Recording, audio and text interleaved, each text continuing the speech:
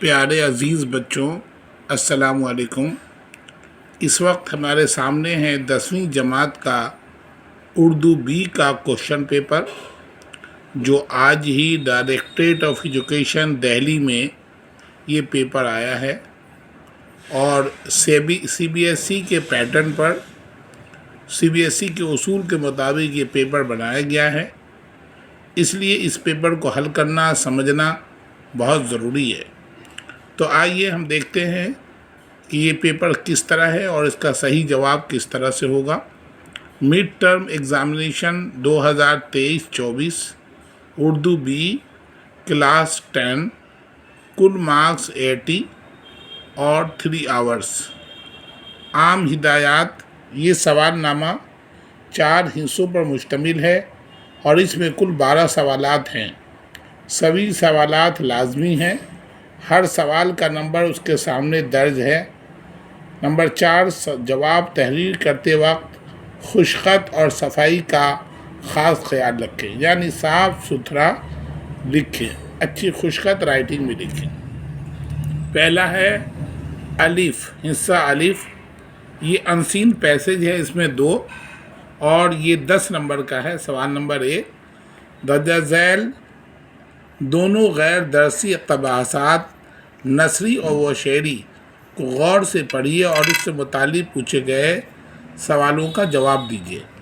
موہن داس کرم چند گاندھی 2 اکتوبر 1869 کو میں کاٹھیار وار پوربندر کے مقام پر ایک ویش گھرانے میں پیدا ہوئے۔ ان کے پتا دادا اگرچہ بہت زیادہ تعلیم یافتہ نہ تھے، پھر بھی ترقی کر کے کاٹھیار وار کی چھوٹی چھوٹی ریاستوں کے وزیر اعظم بن گئے۔ ان کی ماں پتلی بائی بڑی مذہبی تھی۔ انہوں نے گاندھی جی پر گہرا اثر چھوڑا۔ 13 برس کی عمر میں ان کی کستوربا سے شادی ہو گئی۔ عدم تشدد، چھوت چھات کا خاتمہ، کھادی کا استعمال اور ہندو مسلم اتحاد کے آدرش گاندھی جی کو بہت عزیز تھے۔ سچائی کی تلاش ان کی زندگی کا اہم مقصد تھا اور اس مقصد نے انہیں طاقت اور حوصلہ عطا کیا۔ یہ ان کا سچائی سے انتہائی پیار ہی تھا، جس نے اپنی غلطیاں اور خامیاں محسوس کر کے ان کا اعتراف کرنے اور آئندہ کے لیے اس سے بچنے میں مدد دی۔ 1930 میں گاندھی جی نے سول نافرمانی کی تحریک شروع کی۔ تو یہ اقتباسات تھے، اس کو ہم نے پڑھا۔ اب دیکھیے اسی پر مبنی سوالات ہیں۔ موہن داس کرم چند گاندھی کہاں پیدا ہوئے ہیں؟ ظاہر ہے پہلے لائن میں لکھا ہوا ہے کہ کاٹھیار وار میں موہن داس کرم چند گاندھی کاٹھیار وار میں پوربندر کے مقام پر پیدا ہوئے۔ سوال نمبر 2، پتلی بائی گاندھی جی کی کیا لگتی تھی؟ پتلی بائی گاندھی جی کی والدہ تھی۔ ایک لائن کا جواب اور جواب بھی ایک لائن کا۔ دیکھیے سوال نمبر 3،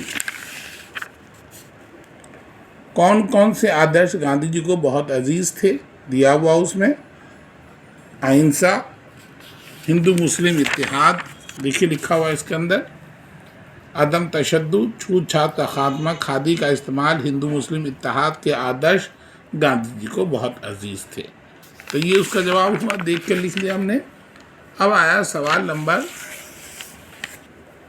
نمبر 4، گاندھی جی کی زندگی کا اہم مقصد کیا تھا؟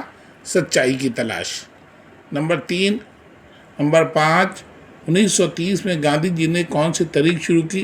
دیا ہوا اس کے اندر سول نافرمانی کی تحریک شروع کی۔ اب آیا بے حصہ۔ یہ ایک نظم ہے جو نچلی جماعتوں میں سے لیا گیا ہے۔ قہری تو جان لیوا روگ ہے، زندگی ہوتی ہے بہتر کام سے، زندگی رہنے کا سلیقہ ہے یہی، منہ نہ موڑے کوئی دم بھر کام سے، بیٹھ کر پیٹ کر بیٹھ کر باتیں بنانا سہل ہے، اصل میں کھلتے ہیں جوہر کام سے، قدر کرتا ہے زمانہ کام کی، نام پاتے ہیں ہنرور کام سے، 2 گھڑی آرام کرنا چاہیے، جب فراغت ہو میسر کام سے۔ اب سوال دیکھیے اسی پہ ہے کہ شاعر نے کس چیز کو جان لیوا روگ بتایا ہے؟ شاعر نے کاہلی کو جان لیوا روگ بتایا ہے۔ سوال نمبر 2، زندگی کس چیز سے بہتر ہوتی ہے؟ زندگی کام سے بہتر ہوتی ہے۔ سوال نمبر 3، انسان کا جوہر کس چیز سے کھلتا ہے؟ کام سے انسان کا جوہر کھلتا ہے۔ دنیا میں کون نام پاتے ہیں؟ ہنرور دنیا میں نام پاتے ہیں۔ سوال نمبر 5، زمانہ کس چیز کی قدر کرتا ہے؟ زمانہ کام کی قدر کرتا ہے۔ تو یہ 5 سوال 5 نمبر کے۔ اب سوال نمبر 2 دیکھیے آپ۔ سوال نمبر 2، درج ذیل دونوں درسی اقتباسات نثری شعری کو غور سے پڑھیے اور اس سے متعلق سوالات کا جواب دیجیے۔ یہ کتاب میں آپ سے پڑھائے گئے جو اسباق ہیں انہی میں سے یہ پیسز لیے گئے ہیں۔ ہندوستان لمبا چوڑا ملک ہے۔ کسی حصے میں کوئی پراکرت بولی جاتی ہے، کسی میں کوئی۔ اب جو بدھ مت کا مقابلہ کرنے کے لیے سادھو اور سنت پیدا ہوئے تو انہوں نے بھی عام لوگوں پر اپنا اثر ڈالنے کے لیے پراکرتوں میں ہی گیت بھجن لکھے، دھرم کرم کی باتیں کی۔ اس وقت دوسری پراکرتوں یا زیادہ زبانوں کا ذکر کرنے کی ضرورت نہیں۔ اتری بھارت میں جو پراکرت بولی جاتی ہیں ہمیں اسی سے کام ہے۔ اس پراکرت کو شور سینی کہتے تھے۔ اس کے پیٹ سے وہ بھاشائیں نکلی ہیں، پیدا ہوئی ہیں جن کو ہندوستانی، ہندی اور اردو کہتے ہیں۔ اب سوال 1، ہندوستان کیسا ملک ہے؟ پہلی لائن میں پہلا لکھا ہوا ہندوستان ایک لمبا چوڑا ملک ہے۔ سوال نمبر 2، سادھو اور سنتوں نے کس بھاشا میں گیت اور بھجن لکھے؟ سادھو اور سنتوں نے پراکرت بھاشا میں گیت اور بھجن لکھے۔ سوال نمبر 3، اتری بھارت میں جو پراکرت بولی جاتی تھی اس کا نام کیا ہے؟ جواب، اتری بھارت میں جو پراکرت بولی جاتی تھی اس کا نام سورسینی ہے۔ سوال نمبر 4، ہندی اور اردو کس پراکرت بھاشا سے پیدا ہوئی ہے؟ جواب، ہندی اور اردو شورسینی اور پراکرت بھاشا سے پیدا ہوئی ہے۔ سوال نمبر 5، درجہ بالا اقتباس کس سبق سے لیا گیا ہے؟ مندرج درج بالا اقتباس زبانوں کا گھر ہندوستان سبق سے لیا گیا ہے۔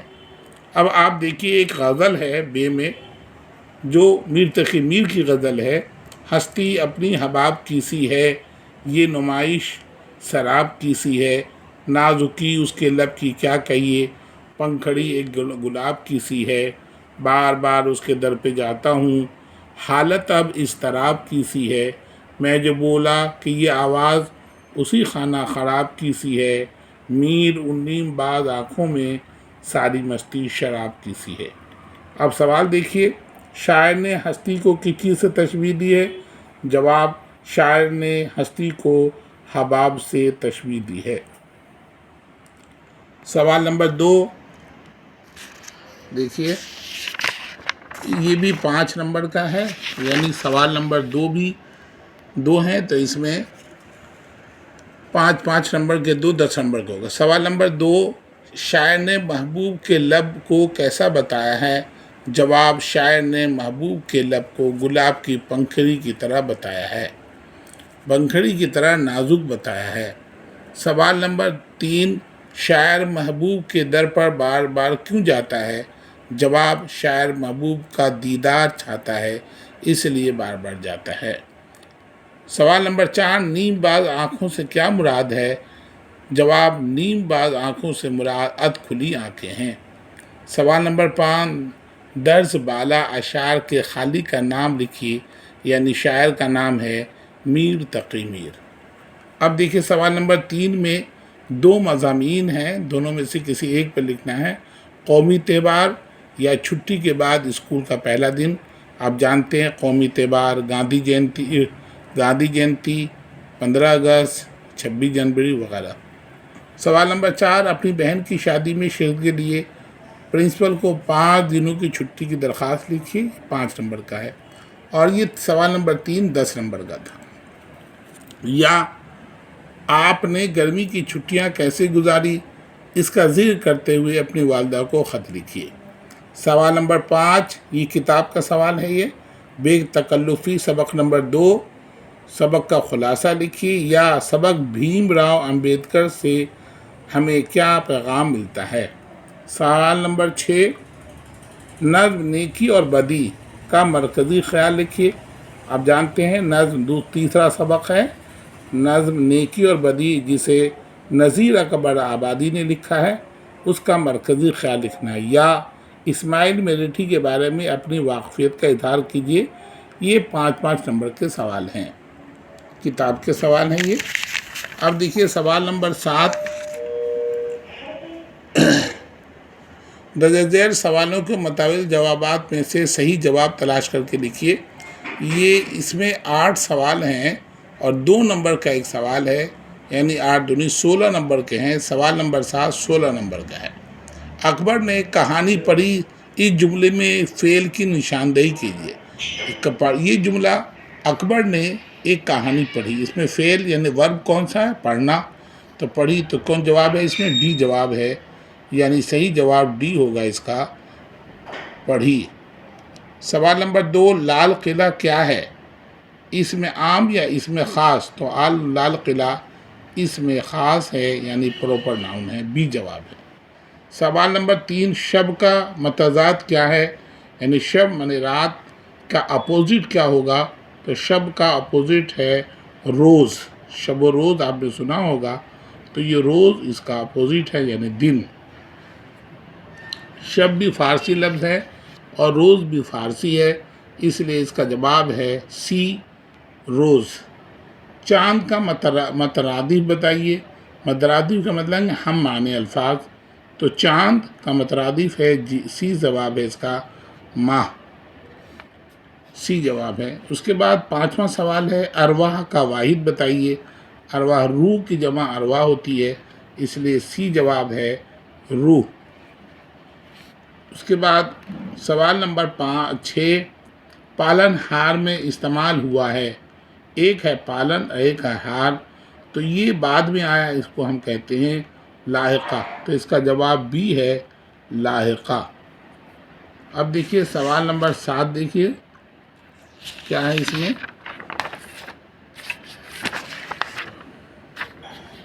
رموز اوقاف کی ایک علامہ ختمہ کا استعمال کیا؟ ختمہ کہتے ہیں فل اسٹاپ کو، تو یہ کب استعمال ہوتا ہے؟ جملے کے مکمل ہونے پر، تو ڈی جواب ہے، جملے کے اختتام پر ہم ختمہ لگاتے ہیں، فل اسٹاپ لگاتے ہیں۔ سوال نمبر 8، درج ذیل الفاظ میں مؤنث کی پہچان کیجیے۔ مذکر اور مؤنث تو آپ جانتے ہیں، میسکولین جنڈر، فیمین جنڈر، تو اس کا جواب ہے بی، مصیبت۔ یہ ایک مؤنث ہے، یہ مصیبت آتی ہے۔